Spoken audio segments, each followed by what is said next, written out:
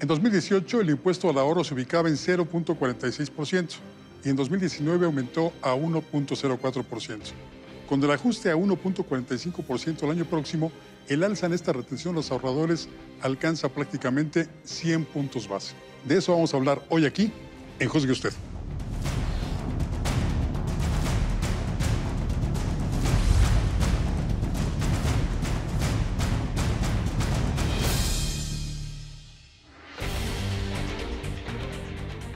Maestro Carlos Pérez del Toro, bienvenido. Buenas noches. Buenas noches. Un placer estar contigo, Paco, y con José Juan. Gracias por venir. Gracias. Licenciado José Juan Delgado, bienvenido. Hola, Francisco. ¿Qué tal? Muy buenas noches. Buenas noches, Carlos.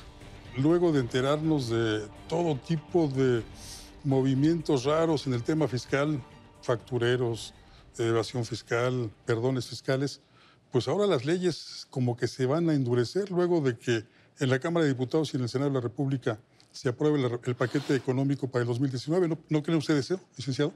Mira, todo indica que sí, el paquete como está planteado se va a pasar en sus términos sin ninguna modificación y, en efecto, tal como lo apuntas, viene endureciendo la postura de la autoridad frente al contribuyente por todo este tipo de esquemas. Sin embargo, no están haciendo distingos. Este endurecimiento va a aplicar a todos los contribuyentes, buenos y malos. ¿Y qué tipo de medidas así muy fuertes son las que ustedes aprecian? Por ejemplo, una que detectamos prácticamente todos es que quienes hemos ahorrado algún dinero, ahora tendremos que pagar una tasa de retención más alta. En lo que va en solo unos cuantos meses, ya es de casi 100 puntos base esta tasa de retención. ¿Qué otras medidas así fuertes ven ustedes? Bueno, relacionado con esta tasa que mencionas, efectivamente hay un incremento en la tasa. Anteriormente, la tasa era de retención para los intereses que se pagaban a personas físicas, intereses bancarios, era del 1.04%, perdón, es la tasa vigente. Sí. Y la propuesta para el siguiente ejercicio fiscal, de acuerdo a la propuesta de iniciativa de ley de ingresos de la Federación, es del 1.45%. El año pasado era de 0.46. El año pasado era 0.46 y así se había mantenido similar en los ejercicios anteriores, con variaciones mínimas. Pero si ya pagamos impuestos por obtener esos recursos, ¿por qué debemos pagar ahora impuestos por mantenerlos en el banco, por ejemplo? Mira, el impuesto que ya pagaste es por el ingreso per se. Este tributo es sobre los rendimientos de esos ingresos. O sea, es por un ingreso adicional que te van generando los recursos que vas depositando en el banco. Los intereses. Correcto. Los intereses que cobramos. Que son cada vez menos también, ¿verdad? Así es. Son cada vez menores y con este esquema pues estamos anticipando un impuesto que a lo mejor no necesariamente causaríamos. La tasa no nos las están aumentando en términos reales si vemos el impuesto anual, porque como contribuyente tienes que acumular esos intereses con todos tus demás ingresos al momento de presentar tu declaración anual y pagar el impuesto que te corresponda. El tema es que el gravamen a los intereses es solo cuando haya un impuesto, un ingreso real, un interés real. En términos muy llanos, si la inflación es mayor a los intereses que me están pagando, tengo pérdida. Si la inflación es menor, pues que los intereses tengan una utilidad. La problemática aquí es que incluso en el caso de que tengas una pérdida por los intereses que te están pagando, será sujeto a la retención que estamos platicando, independientemente de que al final lo acumules o lo deduzcas en tu declaración anual.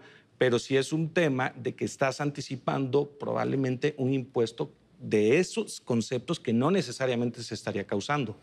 Hubo un ejercicio de parlamento abierto previo a que todos estos temas subieran a las comisiones de las cámaras. ¿Qué tanto se escuchó a quienes participaron en esos parlamentos abiertos?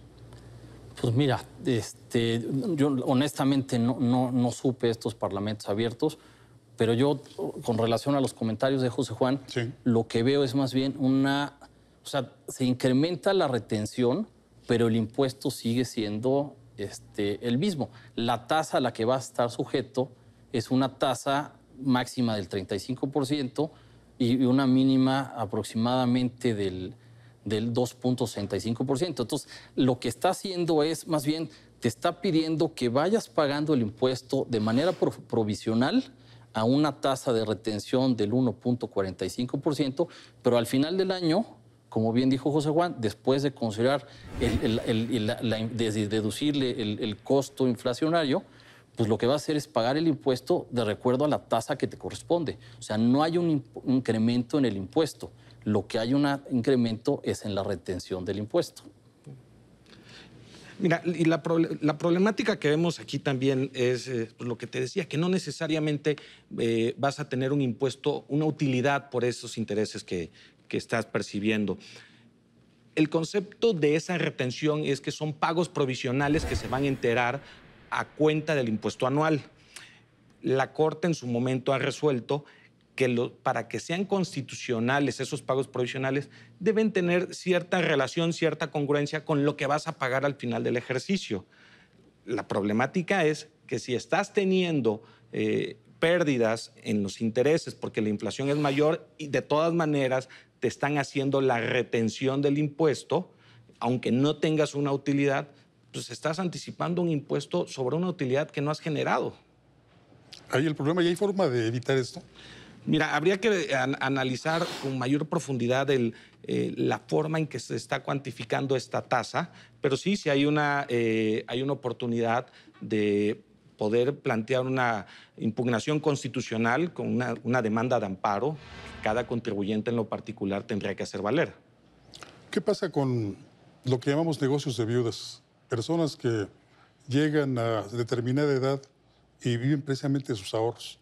¿Les estamos reduciendo esa posibilidad de tener una buena calidad de vida? Pues es que yo insisto que no.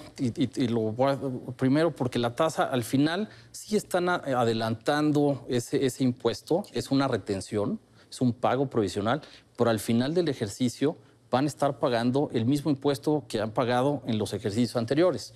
Es decir, antes, voy a hacer un ejemplo, por ejemplo, para una cantidad de 3 millones de pesos de intereses como ingreso anual.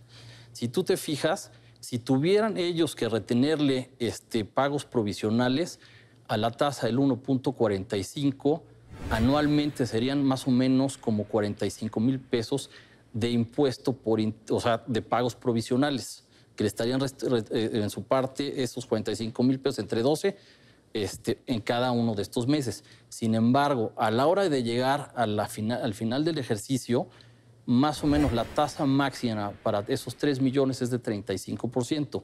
Y a eso le corresponde un impuesto aproximado de 950,000 pesos. Entonces, realmente, o sea, yo creo que está incentivando al ahorro, porque lo que están haciendo, en vez de estar pagando el impuesto en la parte que le correspondería de acuerdo a su tasa del 35%, lo están pagando al 1.45. Yo no entiendo cómo, si tengo 3 millones de pesos y voy a pagar 945,000 de ingreso por interés. De ingreso. Sí. Ingreso por interés. A ese ingreso le corresponde una tasa del 35% que aproximadamente te da 950,000 pesos. Entonces, eso lo pagan al final, bueno, todavía lo pagan en el mes de abril del ejercicio siguiente. Entonces, para mí realmente es un incentivo. Yo lo veo como un incentivo a ahorrar. ¿Por qué? Porque en vez de estarme cobrando en el día a día o en el mes a mes, el porcentaje que a lo mejor debiera ser más acorde a mi tributo que tengo que pagar en la declaración anual, me están cobrando el porcentaje de 1.45. Si tú te fijas, la tasa de retención aplicable a intereses no bancarios es del 20%. Así es. Y eso es mucho más acorde probablemente al impuesto del ejercicio. Aunque puede suceder, como lo acaba de decir José Juan, que en algunos casos, pues sí, pudiera haber derivado de los pagos provisionales, generar a lo mejor un acreedimiento o un acreditamiento o una pérdida, ¿no? Más bien una pérdida al contribuyente. Yo creo que los que se ven más impactados por esta reforma pues son los contribuyentes de menores ingresos. Aquellos que no tienen obligación de presentar declaración anual porque sus ingresos no excedieron de 400,000 pesos. Porque para que tú pudieras deducir si tuviste pérdida por los intereses y pudieras acreditar ese impuesto que te retuvieron, pues tienes que hacer el cálculo y presentar tu declaración anual. muchos contribuyentes a lo mejor no lo hacen tal vez por desconocimiento o tal vez porque les sale más caro contratar a un asesor que lo ayude en presentar la declaración anual y entonces pues se quedan con su golpe. Entonces creo que esos son los que económicamente se ven más afectados. Ahora, en el tema del negocio de viudas también hay que considerar que si una persona tiene ingresos anuales solamente de intereses de 100,000 pesos y no tiene ningún otro tipo de ingreso, puede considerar la retención como el pago definitivo. Entonces, por eso ese ingreso de 100,000 pesos vas a estar pagando una tasa efectiva de 1.45%. Entonces, pues, no está tan... No es tan gravoso. No es tan gravoso, sí. Sí, porque sonaba muy contrasentido de que en un país en donde se está invitando a la gente a ahorrar, pues se les estuvieran cobrando impuestos. Y creo que esta charla con ustedes ha sido verdaderamente ilustrativa de que sí, hay que ahorrar, que es mejor ahorrar porque pues entonces hasta se pagarían menos impuestos. ¿No es así? Pues el impuesto es el mismo. Lo que pasa es que lo estás pagando en pagos provisionales, pero el impuesto definitivo sigue siendo a la tasa que te corresponda. Eso no ha variado. Y ahora, del otro lado, creo que también es algo bueno para el gobierno. ¿Por qué? Porque en la medida entre ese cúmulo de ahorradores le esté dando ese dinero durante el ejercicio fiscal, pues le permite al gobierno adquirir esos recursos para sostener el gasto público, que de otra manera lo estaría recibiendo hasta el siguiente ejercicio fiscal. Licenciado Carlos Pérez del Toro. Maestro Carlos Pérez del Toro, gracias por venir. Encantado. Licenciado José Juan Delgado, gracias por venir. Paco, muchas gracias por la invitación. Buenas noches. Buenas noches. Ya escuchó usted a los expertos. Según ellos, el incremento del impuesto al ahorro provocará que haya más ahorro en nuestro país. Eso dicen ellos, pero lo que nos interesa es que juzgue usted. Soy Francisco Rodríguez, le agradezco su atención. Lo invito a que nos reencontremos aquí la próxima semana. Mientras tanto, le deseo como siempre buenas gracias y muchas noches.